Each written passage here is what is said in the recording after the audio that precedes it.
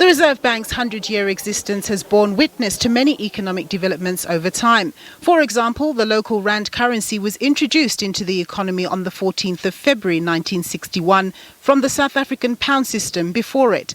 And interest rates started to be used more rigorously as the bank's main tool to deal with inflation in the early 1980s. During that decade, the South African public had to endure interest rates of 25%. If you look at the 1980s as a decade, South Africa's average inflation rate was nearly 15% per annum. Now, with 15% per annum, your interest rates have to be higher than that. So as inflation accelerated, interest rates accelerated.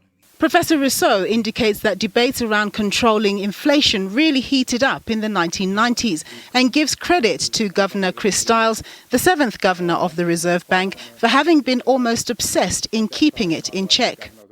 Now, on occasion, there were statements about inflation. There was even the government's anti-inflation plan of 1975 that didn't work. There was another anti-inflation plan in the middle of the 1980s that didn't work. But when Governor Stiles said, we will get inflation under control, nobody believed him. And it was really through persistence of Governor Chris Stiles that this country got inflation under control. Rousseau says the 8th Reserve Bank Governor, Tito Mboweni, focused more on improved engagement and communication with the public. It was under his leadership that the inflation targeting framework of 3 to 6% came into effect. And in a bid for more relevant engagement, Governor Mboweni pushed for some of the bank's documents to be printed in more of South Africa's official languages. Under the leadership of Mr. Mboweni, a very important initiative was to publish what is called the annual governor's address in 6 of South African languages, not only in 2 of the languages. It was published before only in Afrikaans and English. Under Mr. Mboweni, it was published in Afrikaans and English, isiZulu, Sesotho, Xitsonga, and isiXhosa, I think. And that did a lot to develop financial and economic terminology in those languages. But what's the experience of language translation desks dealing with financial and economic terminology, like the anchoring of inflation expectations, inflation targeting, among others? It becomes difficult for us as writers to translate those words, because you don't have to do a direct translation to say, because it will not make sense.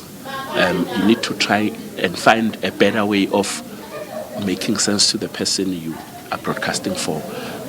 You need to explain the repo rate.